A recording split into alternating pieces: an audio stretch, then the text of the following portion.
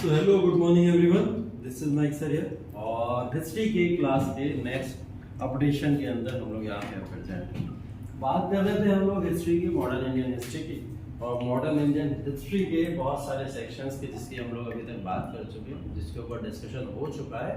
उन सब टॉपिक्स को एक बार थोड़ा सा रिविजिट करेंगे आज की क्लास में, जिससे आप लोग को प्रीवियस चीज़ों का रिविजन हो सके और इससे रिलेटेड कुछ बहुत सारे क्वेश्चंस हैं जो आपके एग्जाम के अंदर आ सकते हैं। उन क्वेश्चंस के ऊपर हम लोग थोड़ा बहुत चर्चाएं करेंगे, ठीक है। क्वेश्चन पूछता रहूँगा, आप लोग आंसर देते रहना, ठीक है। उसके बाद में हम लोग नए टॉपिक के ऊपर मूव कर लेंगे। तो मैंने मॉडर्न इंडियन हिस्ट्री के अंदर आप लोग को जो फर्स्ट टॉपिक बताया था, उस फर्स्ट टॉपिक का क्या नाम था? Advent of Europeans in India.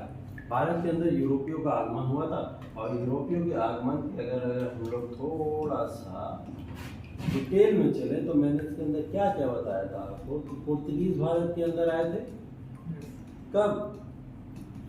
1498 AD. और इसमें पहला पुर्तगीज जो भारत के अंदर आया था वो कौन था? वास्को डी गामा था। इसकी बात की थी हम लोगों ने। पुर्तगीज के बाद कौन आया था? डच भारत के अंदर आए थे। डच कब आए थे भारत में? 1602 एडी में। 1602 एडी में डच ये कंपनी जो थी वो भारत के अंदर आई थी। डच के बाद में कौन आए? इंग्लिश आए। इंग्लिश की बात की थी हम लोगों ने। इंग्लिश कब आए थे? 1608 एडी में इन्होंने सूरत के अंदर अपनी पहली टेम्परेरी फैक्ट्री लगाई थी। बहुत सारी फैक्ट्री लिखवाई थी मैंने आपको, क्रोनोलॉजिकल ऑर्डर में लिखवाई थी। तो ये बताओ मसूलीपट्टनम में इन्होंने अपनी फैक्ट्री कब लगाई? 1611, ठीक है। 1611 में मसूलीपट्टनम में इन्होंने अपनी फैक्ट्री लगाई थी। ध्यान रखो, ये सब चीजें भूलने वाली नहीं, ठीक। उसके बाद में इंग्लिश के बाद कौन आया? डेन्स आया। डेन्स कब आए?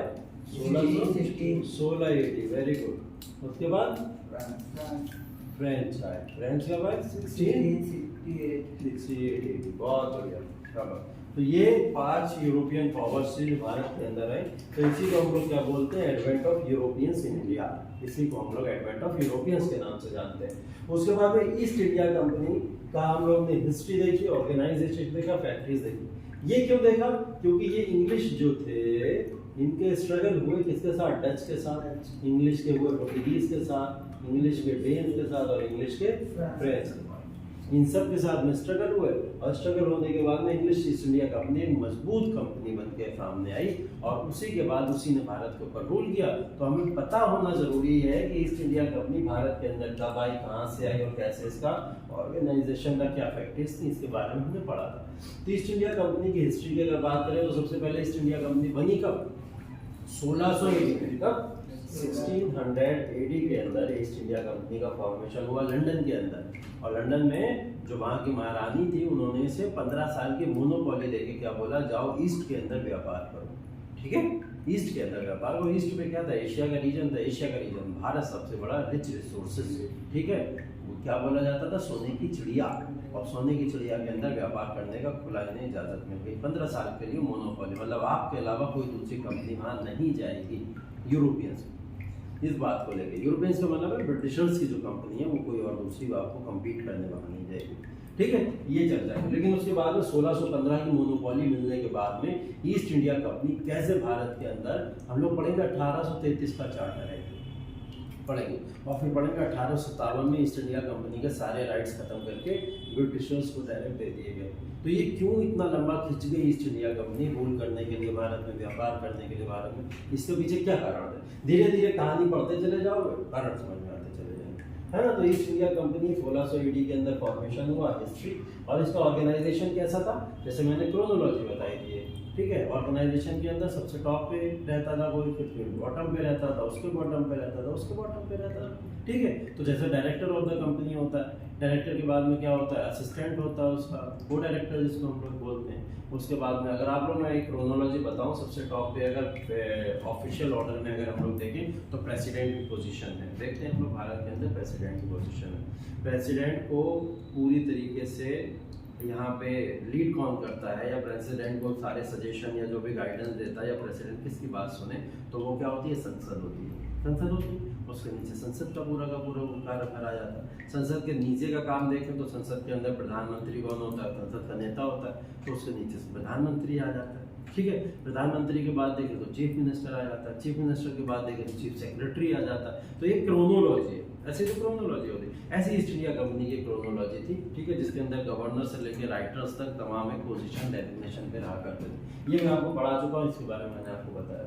फैक्ट्रीज कहाँ कहाँ लगी इसकी, जैसे 1608 में सूरत में बताइए टेम्परेरी टाइप की लगी, 1611 मसूलीपट्टनम में लगी, 1613 में परमानेंट फैक्ट्री सूरत के अंदर लगी। तो ये सब ऑर्गेनाइजेशन के बाद फैक्ट्रीज कहाँ कहाँ पे लगी। ये फैक्ट्री लगाते चले जा रहे थे, दूसरी पावर्स को प्रॉब्लम होती चली जा रही थी, फ्रेंच को, डेन्स को, डच को, पुर्तगीज को, इनको प्रॉब्लम होती जा रही थी। फिर प्रॉब्लम को कैसे टैकल करेंगे, स्ट्रगल क्या होगा, बैटल्स होंगे, क्या होंगे, वॉर्स होंगे, बैटल्स या वॉर्स होंगे, तभी तो ये निपटेंगे।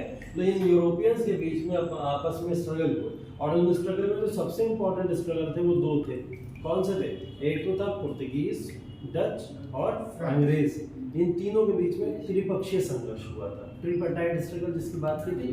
पुर्तगाली रानी थी, ठीक है, और महाराज कौन थे, अंग्रेजों के थे, और दोनों के बीच में क्या हुआ, शादी हुई थी। तो ये सब चीजें हम लोगों ने देखी थी ना। तो ये स्ट्रगल हम यूरोपियंस में, एक तो ट्रिपटाइड स्ट्रगल था और एक क्या था, एंग्लो फ्रेंच वॉर, अंग्रेजों के फ्रांसीसियों के साथ में वॉर हुए। तो ये तीन पावर ज्यादा इन्वॉल्व रही। फ्रांस की बात कर ले हम लोग, पुर्तगीज की बात कर ले और इंग्लिश, ये तीन ज्यादा कंपटीशन में। डच और डेन्स को ज्यादा मतलब नहीं था, सिर्फ व्यापार करने के लिए यहाँ पे भारत के अंदर आए हुए थे, ठीक है। तो ये स्ट्रगल हम यूरोपियंस पढ़ा हम लोग ने, इसमें हमने एंग्लो फ्रेंच वॉर्स पढ़े थे, ठीक है। पहला वॉर, दूसरा वॉर, तीसरा वॉर, कैनेटिक वॉर्स भी बोलते हैं, केन वॉर्स भी बोलते हैं जिसको। और क्या क्या नाम दिए थे मैंने, फर्स्ट वॉर को क्या बोला था, फर्स्ट एंग्लो फ्रेंच वॉर को क्या बोलते हैं, सैंड-थोम वॉर। सैंड-थोम वॉर पहला वॉर कौन सा था, सैंड-थोम वॉर। दूसरा वॉर एम्बूर वॉर, दूसरा वॉर एम्बूर वॉर, और तीसरा वॉर बॉन्डी वॉर। तो ये तीन तरीके के वॉर हुए, इनको इन तीन अलग अलग नाम से हम लोग जानते हैं, ठीक है। और तीनों के बारे में मैंने पढ़ा था। और यहाँ पे विजयी कौन हुआ फाइनली, इंग्लिश हुए, अंग्रेज हुए। अंग्रेज ने यहाँ पे अपनी पूरी तरीके से यहाँ पे पकड़ बनाई, पकड़ क्या बनाई, जीती गई, है ना, पूरी तरीके से। और यहीं से चेंज हुई थोड़ी सी भारत की कहानी। ये 1760 का समय है, और 1760 या 1764 तक तो लगभग ये सब बैटल लड़ाइयाँ होती नहीं, देखा हम लोगों ने। इसके बाद में 63 में एक संधि साइन हो जाती है इन लोगों के बीच में, है ना, एक ट्रीटी साइन हो जाती है। और ट्रीटी साइन होने के बाद में फ्रांसीसी भी पीछे हट जाते हैं, कहते हैं हमें भी कोई ज़्यादा लेना देना नहीं।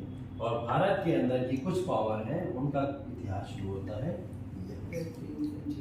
ये वही समय है 1760 का, कि जिस समय 1760s के दौर में जब बैटल ऑफ प्लासी भी देखने को मिलता है, बैटल ऑफ बक्सर भी देखने को मिलता है, बैटल ऑफ पानीपत भी देखने को मिलता है, और यहीं पे बॉन्डी वॉश भी देखने को मिलता है। तो सारी पावर को इकट्ठा समेट के इन्होंने फेंक दिया अंग्रेजों ने, एक ही समय में, ज्यादा टाइम भी नहीं लगा। जब आप मजबूत हो, हथौड़ा तभी चलाओ, और ऐसा हथौड़ा चलाओ कि जितनी पावर से सब साइड हो जाए। तो इनको पता था ये हमारा सबसे गोल्डन टाइम है, मजबूत दौर। और अगर इस मजबूत दौर के अंदर हम अगर यहाँ पे जीत गए तो जीत गए, वरना आगे चल के हमें होने वाली है दिक्कत, ये पता था। क्योंकि आगे चल के पता नहीं कौन हमारा लीडर है, कैसे हम लीड हो, या किस तरीके से हम भारत को ओवर रूल कर भी पाए ना करें। तो सबसे मजबूत चीज़ उनके पास में क्या थी, इसी समय था। इसलिए उन्होंने 1750 से लेकर 1760 के बीच में पूरी कहानी पलट के रखी, पूरे भारत का इतिहास ही पलट के रखी है। और ये भारत में जो इतिहास पलटा, ये इंडिया 19th सेंचुरी से पलटा। 18वीं शताब्दी का भारत है, इसको मैंने देखो यहाँ 3 पार्ट्स में डिवाइड करके रखा हुआ है। पहला क्या बोला है मैंने, डिक्लाइनेशन ऑफ मुगल्स हो रहा था 18वीं शताब्दी में। डिक्लाइनेशन ऑफ मुगल्स की क्यों बात कर रहा हूँ मैं यहाँ पे, क्योंकि 1707 में औरंगजेब की मृत्यु हो गई। औरंगजेब की मृत्यु के बाद में मुगल जो थे वो बहुत कमजोर हो गए, बहुत कमजोर हो गए। और मुगल इतने कमजोर हो गए कि मैंने आपको इसके बारे में बताया भी था कि मुगल क्या करते थे, आपस में जानवरों को लड़ाया करते थे। मुर्गे लड़ा रहे थे, आओ बैठे, लंबी लंबी गर्दन वाले मुर्गे देखे हैं, मुर्गों की फाइट कराते, वो वाले मुर्गे को लड़ाया करते थे, जुआ खेला करते थे, शराब में इन्वॉल्व हो गए थे, जनता से मतलब नहीं रह गया था, कंट्रोल हाथों में ले लिया नॉबल्स ने। वहाँ के जो अधिकारी रैंक के लोग थे, कमांडर थे, उन्होंने क्या करा, अपने हाथों में कंट्रोल ले लिया। ठीक, अब कंट्रोल अपने हाथों में लेने के बाद राजा के हाथ से शक्तियाँ चली गई, कमांडर उनके हाथ से चला गया, जैसा कमांडर चाहता था वैसा किया करता था, राजा की कोई वैल्यू नहीं। इसी तरीके से मुगल से कमजोर होते चले गए। डिक्लाइनेशन ऑफ मुगल्स जब होगा भारत के अंदर, ये देखो, एक ये है सुप्रीम सत्ता, कहाँ बैठी हुई है, यहाँ पे, और ये यहीं से बैठ के इसको कंट्रोल करते थे, इसको कंट्रोल करते थे, इसको भी करते थे, इसको भी करते थे, यहाँ भी करते थे, यहाँ भी करते थे, ये भी। औरंगजेब के समय में ये पूरा भारत जो था वो मुगलों का था, टॉप टू बॉटम सब तरफ से कंट्रोल। अब ये पावर जो इतनी लोगों को कंट्रोल कर रही है, तो ये वाला बंदा जब इसको लगेगा कि मेरी तरफ तो ना कोई ध्यान दे रहा है, ना मेरी तरफ कोई तवज्जो देने वाला है, और ना ही मेरी किसी बात को सुना जा रहा, राजा अपने कामों में मशगूल है, मेरी जनता परेशान है यहाँ, तो यहाँ का बंदा क्या आज़ाद नहीं करा लेगा खुद को, कहेगा चलो मैं अपना ही अलग रूल चलाऊंगा।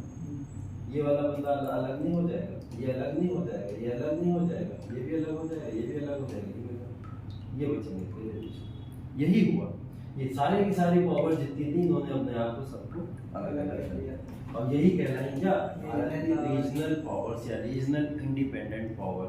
इन रीजनल इंडिपेंडेंट पावर्स को अगर मैं कोई नाम देना चाहूँ तो वो नाम क्या होगा? बंगाल, बंगाल था, ये वही तो है बंगाल। पंजाब, पंजाब ही तो है। हैदराबाद, ये हैदराबाद है। आवाज नहीं मिलेगा, अवध, अवध है, मैसूर सेंटर है। हाँ, उसके बाद में पांचवी पावर यहाँ पे लिख लेते हैं। ये कौन सी थी? मैसूर, मैसूर, ये मैसूर है, और मराठा, ये बीच का जो था ये सब यहाँ पे मराठा रहा। तो ये भारत धीरे धीरे टूटता चला गया और रीजनल पावर्स ने अपने आप को यहाँ पे इंडिपेंडेंट कर लिया, और ये इंडिपेंडेंट होता चला गया। ठीक है, तो ये पूरा इंडिपेंडेंट हो गया। इंडिपेंडेंट होने के बाद में कमजोर हो गया भारत का नक्शा। भारत कैसा हो गया? कमजोर हो गया, और यही कमजोरी का फायदा किसने उठाया यहाँ पे बाद में? East India company. और ईस्ट इंडिया कंपनी भारत की अब सबसे बड़ी कंपनी बन गई तमाम मैटर्स में। इधर तो देखो इन्हें यूरोपियन पावर से निपट लिए, और इधर आगे किससे निपट लिए? रीजनल पावर से आगे निपट लिए। मुगलों से निपटने की जरूरत नहीं थी, मुगल खुद ही निपटाए थे, उनसे क्या निपटोगे? उनसे भी निपटना था तो एक राजा से निपट ही लिए, बाद में उनसे हो गई जो भी होना था। तो ये सेंट्रल एडमिनिस्ट्रेशन इन्होंने जो यहाँ पे डेवलप किया वो रीजनल पावर से लड़ के किया, जितनी भी भारत की रीजनल पावर्स थी, और अपने आप को कहाँ पे स्थापित कर दिया? सबसे पहले इन्होंने अपना कैपिटल बनाया कलकत्ता को। किसको बनाया? कलकत्ता, बंगाल। बंगाल से जीतना शुरू किया ना, प्लासी देखा हमने, फिर बाद में बक्सर में भी इन्वॉल्वमेंट देखा। तो ये सबसे पहले अपनी फैक्ट्री कहाँ लगाए? बंगाल के अंदर लगाया। बंगाल में इन्होंने अपनी कैपिटल किसको बनाया? कलकत्ता को। तो इन्होंने पूरे भारत में तो लीड किया करते थे, लेकिन कब इनकी राजधानी क्या थी? कलकत्ता। बाद में इन्होंने देखा कि कलकत्ता के अंदर बहुत सारे लोग जो है रिवोल्ट करना शुरू कर देंगे। आगे चल के आप देखोगे पार्टीशन ऑफ बंगाल करेंगे ये लोग, बंगाल का विभाजन कर देंगे, इसी वजह से कि बंगाल क्रांतिकारी हो गया था, और बंगाल के अंदर से लगातार लोग उठते थे और अंग्रेजों को दबाने की कोशिश किया करते थे। तो इन्होंने क्या करा, वहाँ पे हिंदू मुस्लिम यूनिटी बहुत ज़बरदस्त थी, इन्होंने क्या करा, उसको ब्रेक किया। बंगाल को हिंदू और मुस्लिम या लैंग्वेजेस, भाषा के आधार पर दो पार्ट में बांट दिया, और जब जैसे ही दो पार्ट में बांटा उससे क्या हुआ, बंगाल कमज़ोर हो गया, और कमज़ोर होने के बाद में हम अंग्रेजों के खिलाफ आवाज़ नहीं उठा सकते। लेकिन उसके बाद में भी बंगाल ने जब पार्टीशन ऑफ बंगाल हुआ तो वहाँ पे स्वदेशी आंदोलन करा, बॉयकॉट रेजोल्यूशन पास हुआ, और उस बॉयकॉट रेजोल्यूशन में अंग्रेजों के खिलाफ ये लोग खड़े रहे। तब अंग्रेजों को ये बात समझ में आई कि इन लोग को रोकना बहुत मुश्किल है, हमें क्या करना चाहिए, अपनी राजधानी ही चेंज कर देनी चाहिए। फिर इन्होंने बंगाल से राजधानी ट्रांसफर करके कहाँ ले गए? दिल्ली ले गए, और तब से दिल्ली भारत की राजधानी, तब से आज तक दिल्ली भारत की राजधानी। पहले भी भारत की राजधानी दिल्ली रहा करती थी, लेकिन इन्होंने क्या करा था, चेंज करके कलकत्ता, क्योंकि कलकत्ता ये आए क्या थे, व्यापार करने आए थे, तो जहाँ सबसे ज़्यादा व्यापार रहता था उसे अपनी राजधानी बना लो। तो ये इसी मुहिम के साथ में भारत के अंदर रह रहे हैं। तो ईस्ट इंडिया कंपनी ने अपना सेंट्रल एडमिनिस्ट्रेशन यहाँ पे स्टैब्लिश किया, और भारत के अंदर रूल करना यहाँ से शुरू कर दिया।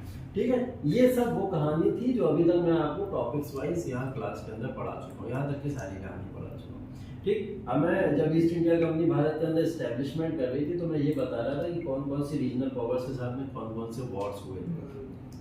उसमें मैंने एंग्लो बंगाल वॉर्स आपको पढ़ा दिए। एंग्लो बंगाल वॉर्स के अंदर हमने बैटल ऑफ प्लासी और बैटल ऑफ बक्सर देखा था। बैटल ऑफ प्लासी और बैटल ऑफ बक्सर का लेक्चर आज 10 बजे यूट्यूब के ऊपर आ रहा है पूरी तरीके से, ठीक है, 2-3 मिनट। आपको मिल जाएगा वहाँ पे। तो बैटल ऑफ बक्सर और बैटल ऑफ प्लासी फिर से रिवाइज करना, जाके एक बार उसको देखना कि battle of Buxar battle of Plassey में क्या पढ़ा है मैंने। जब 18वीं सेंचुरी इंडिया पढ़ा रहा था मैं, तो मैंने आपको बताया था बैटल ऑफ पानीपत, तो मैंने आपको बैटल ऑफ पानीपत भी पढ़ा चुका हूँ, ठीक है। उसके बाद में एंग्लो मैसूर वॉर्स की बात हुई थी ना लास्ट क्लास के अंदर, तो एंग्लो मैसूर वॉर्स भी मैंने चारों पढ़ा दिए, ये भी उनका लाइव क्लास था उस दिन, और चारों के चारों क्लास वॉर्स मैंने आपको पढ़ा दी। बंगाल निपट गया, मैसूर भी निपट गया। अवध के साथ में लड़ाई मैंने क्या बोला था बाद में देखेंगे। 1857 रिवॉल्ट वर्ल्ड की बात आई है तब देखेंगे, तो अवध से इतना मतलब नहीं था। हैदराबाद पहले ही डिफाइन कर चुका था, इन्हीं के साथ ही रहा करता था, निजाम इन्हीं के साथ थे, तो इनका भी कोई ज्यादा रोल नहीं है। बचे कौन हमारे पास है, मराठास बचे थे और पंजाब बचे थे। तो एंग्लो पंजाब वॉर और एंग्लो मराठास वॉर, ये हम लोग का अगला टॉपिक है। और